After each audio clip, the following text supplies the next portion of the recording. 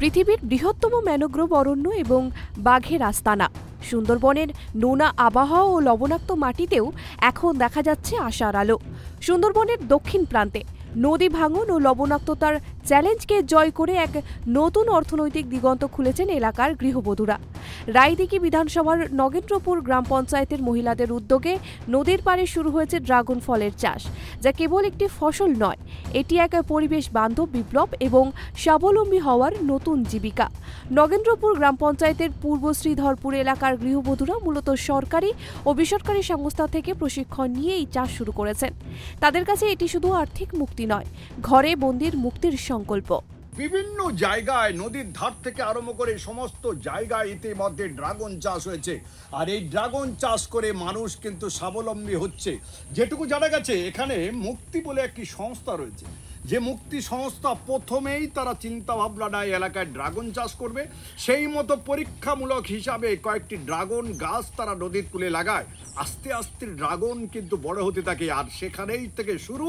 ইতিমধ্যে হাজার হাজার জায়গায়, হাজার হাজার বিঘে জায়গায় ড্রাগন চাষ করে উন্নতির লাভ দেখছে এলাকার মানুষ। আমরা পরীক্ষামূলকভাবে দেখলাম সুন্দরবন এলাকা প্রচুর নদী বাঁধ এলাকা রয়েছে, যে বাঁধের এলাকাগুলো এমনি ব্যারেন ল্যান্ড হিসাবে পড়ে রয়েছে, অকেজো হয়ে পড়ে রয়েছে। আমরা সেখানে পরীক্ষামূলকভাবে ড্রাগন গাছ লাগাতে শুরু করেছিলাম। তা লাগিয়ে দেখেছিলাম, সেখানে আমরা বিরাট সেখান থেকে সুফল পেয়েছি। তো আজকের আমরা হাজারো হাজার আমরা ড্রাগন সেখানে আমরা নার্সারিতে তার চারা তৈরি করছি, করে সুন্দরবন এলাকার অধিবাসীদের আমরা বলে দিলাম, বিলি করছি যে তোমাদের যত দরকার আছে তোমরা তোমাদের বাড়িতে লাগাও। প্রায় 40,000 ড্রাগনের চারা বসানো হয়েছে ওই এলাকায়। ড্রাগন চাষের জন্য বেছে নেওয়া হয়েছে নদীর ঢালু বাঁধ।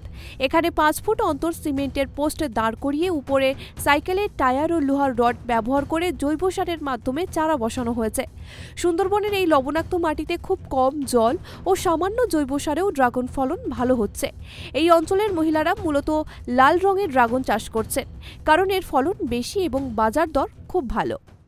লাভবান খুবই ভালো হচ্ছে। প্রথমে আমরা জানতে পারিনি যে এত লাভ হবে, যে প্রথমে ডাউট ছিল যে ফল ভালো হবে কিনা, বিক্রি হবে কিনা, কিন্তু এখন 2 থেকে 3 বছর পর গাছ বসানোর পর থেকে দেখতে পাচ্ছি খুব ভালো ফল হচ্ছে, আর ওজনও বেশ ভালো হচ্ছে। আর আমাদের এই গ্রামের মধ্যে প্রথম আমরা এই চাষটা করেছিলাম।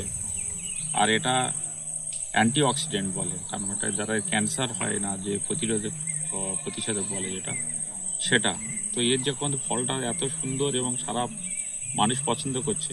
আগে তো অর্থনৈতিকভাবে পরে আসবে, আগে তো তারা নিজেরা খাবে, শরীর সুস্থ থাকবে। তারপর বিক্রির কথা যদি বলেন, যদি এক্সচেঞ্জ তারা করতে পারে, বিক্রি অবশ্যই হবে। লালটা 400 টাকা কেজি, 3টে থেকে 4টে ফসল, 3টে থেকে 4টে ড্রাগনে 1 কেজি হয়ে যাচ্ছে। তার লিটারালি এক একটা ফসল, এক একটা ড্রাগন 100 টাকা করে দাম। এই ড্রাগন বিপ্লবের মাধ্যমে স্থানীয় গৃহবধূরা অর্থনৈতিকভাবে স্বাবলম্বী হচ্ছেন। তারা প্রমাণ করেছেন যে সুন্দরবনের নোনা জলবায়ু, কঠোর পরিশ্রম এবং উদ্ভাবনী চিন্তার মাধ্যমে কৃষিক্ষেত্রে সাফল্যের পথে বাধা হতে পারে না।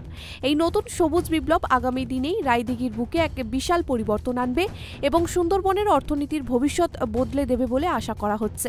দক্ষিণ 24 পরগনা থেকে গোপাল শীলের রিপোর্ট, কেটিভি বাংলা।